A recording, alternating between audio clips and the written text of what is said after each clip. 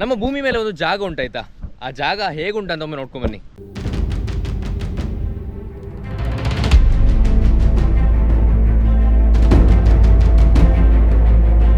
ಇಲ್ಲಿ ಯಾರೂ ಹೋಗ್ಲಿಕ್ಕೆ ಆಗೋದಿಲ್ಲ, ಯಾಕೆಂದರೆ ಇಲ್ಲಿ ರೋಡೇ ಇಲ್ಲ.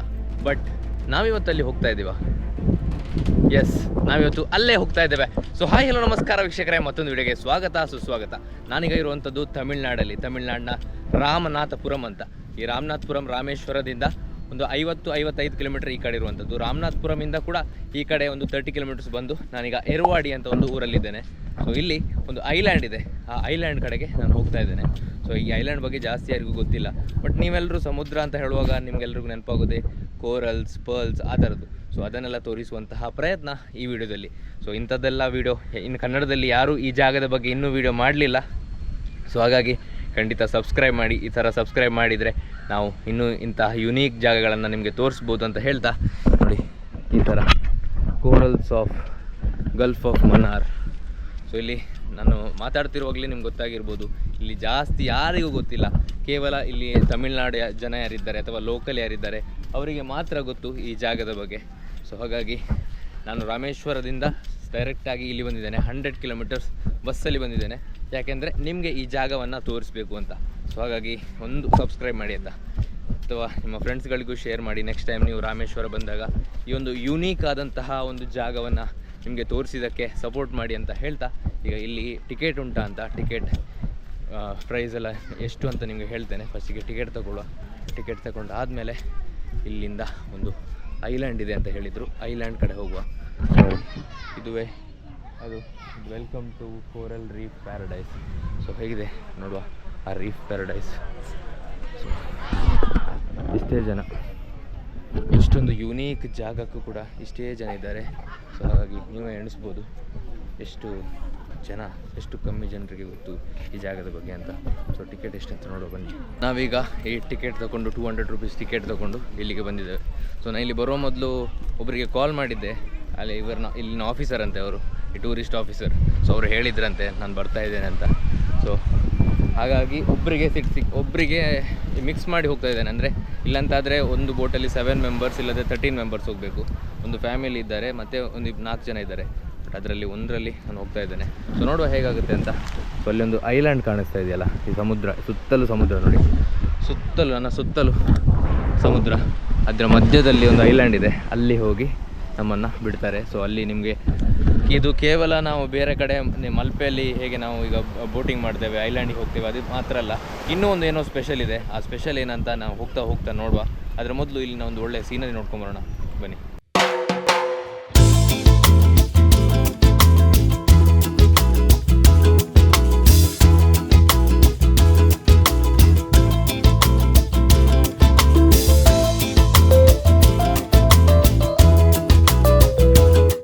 ಈಗ ನಾವು ಹೋಗ್ತಾ ಇದ್ದೇವೆ ಈ ಬೋಟಲ್ಲಿ. ಸೊ ನನ್ನ ಸುತ್ತಲೂ ಸಮುದ್ರ, ಆ ಸಮುದ್ರದ ಮಧ್ಯ ಇಷ್ಟು ಮಾತ್ರ ಅಲ್ಲ, ಇನ್ನೂ ಮಧ್ಯಕ್ಕೆ ಹೋಗ್ಲಿಕ್ಕುಂಟು. ಸೊ ಸಮುದ್ರದ ಒಳಗಡೆ ನೀರು ಎಷ್ಟು ಕ್ಲೀನ್ ಇದೆ ನೋಡಿ. ಬಟ್ ಇನ್ನೂ ಏನೋ ತೋರಿಸ್ತೇನೆ. ಸೊ ವಿಡಿಯೋ ಸ್ಕಿಪ್ ಮಾಡಬೇಡಿ, ವಿಡಿಯೋ ಎಂಡ್ ಮಾಡಬೇಡಿ, ಮುಂದೆ ಸ್ಕಿಪ್ ಮಾಡ್ತಾ ಹೋಗಬೇಡಿ. ಯಾಕೆಂದರೆ ಇಲ್ಲೇ ಇಷ್ಟೊಂದು ನೀರು ಕ್ಲೀನ್ ಇದ್ದರೆ ಒಳಗಡೆ ಇನ್ನೂ ಹೇಗಿರ್ಬೋದು. ಸೊ ಈಗ ನಾನು ಹೋಗ್ತಿರುವಂತಹ ಬೋಟ್ ಏನಂದರೆ, ಅದರ ಸ್ಪೆಷಾಲಿಟಿ ಏನಂತ ಹೇಳಿದರೆ, ಕೆಳಗಡೆ ಫುಲ್ ಗ್ಲಾಸ್ ಉಂಟಾಯ್ತಾ. ನಾವು ಗ್ಲಾಸ್ ಬ್ರಿಡ್ಜಲ್ಲೆಲ್ಲ ಹೇಗೆ ನಡ್ಕೊಂಡು ಹೋಗ್ತೇವೆ ಅದೇ ಥರ ಇಲ್ಲಿ ಗ್ಲಾಸ್ ಕೂಡ ಉಂಟು. ಸೊ ಅದರಲ್ಲಿ ನಿಮ್ಮ ಕೆಳಗಡೆ ಬೋಟ್ ಹೋಗುವಾಗ ಕೆಳಗಡೆ ಏನು ಕೋರಲ್ಸ್ ಎಲ್ಲ ಇದೆ, ಪರ್ಲ್ಸ್ ಎಲ್ಲ ಇದೆ, ಅದೆಲ್ಲ ಕಾಣ್ತದೆ ಅಂತ ಹೇಳಿದರು. ಸೊ ಕಂಡ್ರೆ ನೋಡುವ. ಯಾಕೆಂದರೆ ನಾನು ವೀಡಿಯೋದಲ್ಲಿ ನೋಡಿದ ಪ್ರಕಾರ, ಒಂದೆರಡು ವೀಡಿಯೋದಲ್ಲಿ ನೋಡಿದ ಪ್ರಕಾರ ಆ ಥರ ಇತ್ತು, ಒಂದು ಒಳ್ಳೆಯ ವ್ಯೂ ಇತ್ತು. ಬಟ್ ನೀರಂತೂ ಸೂಪರ್ ಕ್ಲೀನಾಗಿದೆ ನೋಡಿ. ಮೀನು ಎಲ್ಲ ಕ್ರಿಸ್ಟಲ್ ಕ್ಲಿಯರ್ ಆಗಿ ಎಲ್ಲ ಕಾಣ್ತಾ ಉಂಟು. ಸೊ ಹಾಗಾಗಿ ಸೊ ದೂರದಲ್ಲಿ ಒಂದು ಬೋಟ್ ಬರ್ತಾ ಉಂಟು ನೋಡಿ. ಸೊ ಇವರೆಲ್ಲ ಸೇರಿ ನಾವೀಗ ಆ ಕಡೆ ಹೋಗ್ತಾ ಇದ್ದೇವೆ ಐಲ್ಯಾಂಡ್. ಇಲ್ಲಿ 4-5 ಐಲ್ಯಾಂಡ್ ಉಂಟು. ಸೊ ಅಲ್ಲಿ ಒಂದು ಐಲ್ಯಾಂಡ್ ಉಂಟು, ಅದರ ಹಿಂದೆಗಡೆ ಒಂದು ಐಲ್ಯಾಂಡ್ ಉಂಟು, ಅಲ್ಲಿ ಒಂದು ಐಲ್ಯಾಂಡ್ ಉಂಟು.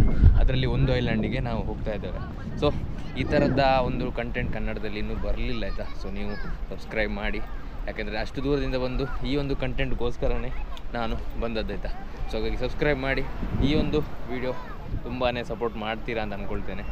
ಹಾಗಂತ ಹೇಳ್ತಾ ತಡ ಮಾಡಿದೆ, ಅಲ್ಲಿ ಬರ್ತಿರುವಂತಹ ಬೋಟ್ ಏನಿದೆ ಅದಕ್ಕೆ ಹೋಗುವ ಬನ್ನಿ.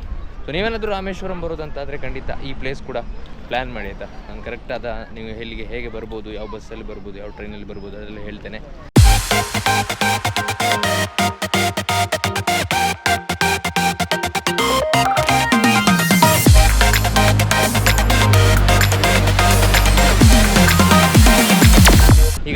ಅಲ್ಲಿಂದ ಒಂದು 5-6 ನಿಮಿಷ ಬೋಟಿಂಗಲ್ಲಿ ಬಂದು ಈ ಬೋಟಲ್ಲಿ ಬಂದು ಇದು ನೋಡಿ ಇದು ಗ್ಲಾಸ್ ಒಳಗಡೆ ಏನು ಸಮುದ್ರದ ಒಳಗಡೆ ಏನೆಲ್ಲ ಇದೆ ಅದೆಲ್ಲ ನೋಡ್ಬೋದು.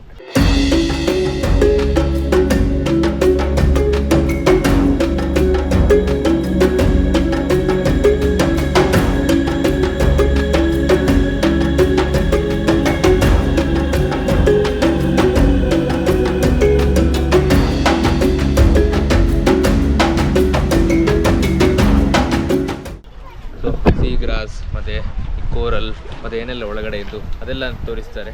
ಸೊ ಈಗ ಇಲ್ಲಿಂದ ಕೆಳಗಡೆ ಇಳಿದು ಸಣ್ಣದೊಂದು ಐಲ್ಯಾಂಡ್ ಕಡೆಗೆ ಹೋಗುವ. ಕೋರಲ್ ಐಲ್ಯಾಂಡ್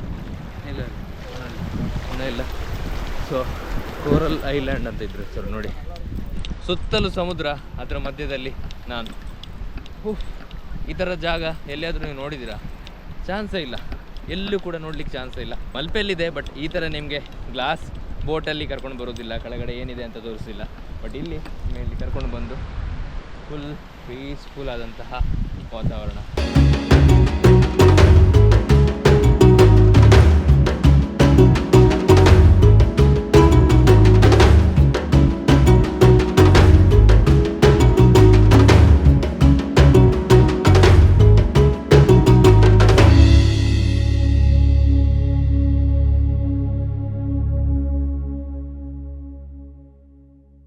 ಬೀಚ್ ಇರೋದು ರಾಮೇಶ್ವರದಿಂದ 90 ಕಿಲೋಮೀಟರ್ ದೂರದಲ್ಲಿ ಆಯಿತಾ. ಈ ಬೀಚ್ನ ಬಗ್ಗೆ ಜಾಸ್ತಿ ಯಾರಿಗೂ ಗೊತ್ತಿಲ್ಲ. ಸೊ ಇಲ್ಲಿನ ಸ್ಪೆಷಾಲಿಟಿ ಏನಂತ ಹೇಳಿದರೆ, ಇಲ್ಲಿ ನಿಮಗೆ ಗ್ಲಾಸ್ ಬೋಟಲ್ಲಿ ಕರ್ಕೊಂಡು ಬರ್ತಾರೆ. ಆ ಗ್ಲಾಸ್ ಬೋಟಲ್ಲಿ ನೀವು ಸಮುದ್ರದ ನೆಲದಲ್ಲಿ ಏನೆಲ್ಲ ಇದೆ, ಸಮುದ್ರದ ಅಡಿಯಲ್ಲಿ ಏನೆಲ್ಲ ಇದೆ ಅಂತ ನೀವು ಕಂಪ್ಲೀಟಾಗಿ ನಿಮ್ಮ ಕಣ್ಣಿಂದ ನೋಡ್ಬೋದು. ಸೊ ಈ ಬೀಚನ್ನು ಅದಕ್ಕೋಸ್ಕರ ಸ್ಪೆಷಲ್ ಆಗಿ ಮಾಡ್ತಾರೆ. ಇಲ್ಲಿ ಸಾಕಷ್ಟು ಟೂರಿಸ್ಟ್ಗಳು ಕೂಡ ಬರ್ತಾರೆ. ಬಟ್ ಕನ್ನಡದಲ್ಲಿ ಸದ್ಯಕ್ಕೆ ಈ ಕಂಟೆಂಟನ್ನು ಯಾರು ತೋರಿಸಲಿಲ್ಲ, ಈ ಜಾಗವನ್ನು ನಿಮಗೆ ಯಾರು ತೋರಿಸಲಿಲ್ಲ. ಸೊ ಹಾಗಾಗಿ ಸಬ್ಸ್ಕ್ರೈಬ್ ಮಾಡಿ. ಬಟ್ ನೀವಿಲ್ಲಿ ಬರೋದಂತ ಆದರೆ ಖಂಡಿತ ಬರ್ಬೋದು. ನೀವು ರಾಮೇಶ್ವರ ಪ್ಲ್ಯಾನ್ ಮಾಡಿದಾಗ ಖಂಡಿತ ಈ ಜಾಗಕ್ಕೆ ಪ್ಲ್ಯಾನ್ ಮಾಡ್ಬೋದು. ಸೊ ನಿಮಗೆ ಈ ಜಾಗವನ್ನು ತೋರಿಸ್ಬೇಕಂತಾನೆ ನಾನು ಈ ಟ್ರಿಪ್ಪನ್ನು ಪ್ಲ್ಯಾನ್ ಮಾಡಿದ್ದೆ ಆಯಿತಾ. ಯಾಕೆಂದರೆ ಎಲ್ಲರೂ ಹೋಗುವಂತಹ ಜಾಗವನ್ನು ಎಲ್ಲರೂ ತೋರಿಸ್ತಾರೆ.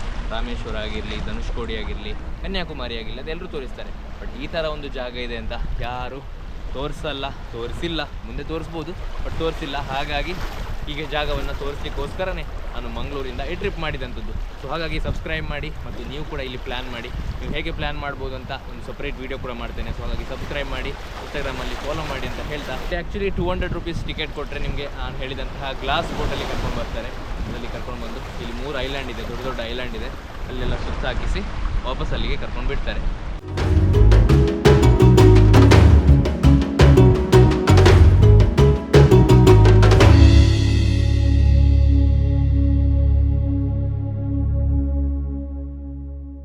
ಸೊ ವೀಕ್ಷಕರೇ, ನೋಡಿದ್ರಿ ಹೇಗಿತ್ತು ಈ ಒಂದು ಜರ್ನಿ ಅಂತ.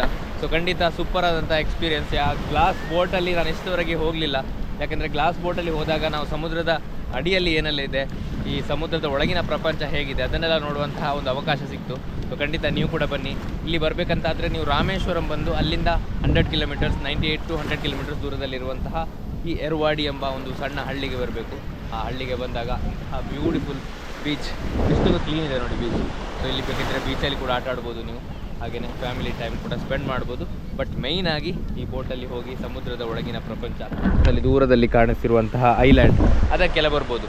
ಸೊ ಅದನ್ನೆಲ್ಲ ತೋರಿಸುವಂತಹ ಪ್ರಯತ್ನ ಈ ವಿಡಿಯೋದಲ್ಲಿ ಮಾಡಿದ್ದೆ. ಸೊ ನಿಮ್ಗೆಲ್ಲರಿಗೂ ಇಷ್ಟ ಆಗಿರುತ್ತೆ ಅಂತ ಅಂದ್ಕೊಳ್ತೇನೆ. ಇಷ್ಟ ಆದರೆ ಖಂಡಿತ ಲೈಕ್, ಶೇರ್, ಸಬ್ಸ್ಕ್ರೈಬ್ ಮಾಡೋದನ್ನು ಮರೀಲೇಬೇಡಿ ಅಂತ ಹೇಳ್ತಾ, ಇಲ್ಲಿಂದ ಈಗ ಹೊಸ ಒಂದು ಊರಿಗೆ ಹೋಗುವ. ಆ ಊರಲ್ಲಿ ಬೇರೆ ಬೇರೆ ಜಾಗಗಳನ್ನ ತೋರಿಸುವ ಅಂತ ಹೇಳ್ತಾ ಇವತ್ತಿನ ಈ ವಿಡಿಯೋದಲ್ಲಿ ಇಷ್ಟೇ. ಈ ವಿಡಿಯೋ ನಿಮಗೆ ತುಂಬ ಇಷ್ಟ ಆಗಿರ್ಬೋದು, ನೀವು ಕೂಡ ಇಲ್ಲಿ ಪ್ಲ್ಯಾನ್ ಮಾಡ್ತೀರಂತ ಖಂಡಿತ ಗೊತ್ತು. ಸೊ ಇಷ್ಟ ಆಗಿದೆ ಶೇರ್ ಮಾಡಿ, ಹಾಗೆಯೇ ಸಬ್ಸ್ಕ್ರೈಬ್ ಕೂಡ ಮಾಡಿ. ಮುಂದಿನ ವಿಡಿಯೋದಲ್ಲಿ ಸಿಗುವ. See you, take care, bye bye.